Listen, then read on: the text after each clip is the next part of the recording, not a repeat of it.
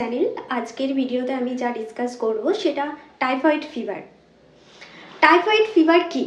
এটা হচ্ছে এক ধরনের ফিভার যেটা সাধারণত এস টাইফি অর এস প্যারাটাইফি ব্যাকটেরিয়ার জন্য হয়ে থাকে।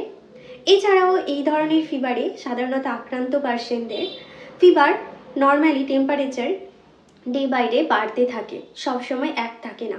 ফর হোয়াই এই ধরনের ফিভারকে স্টেপ ল্যাডার ফিভার বলা হয়।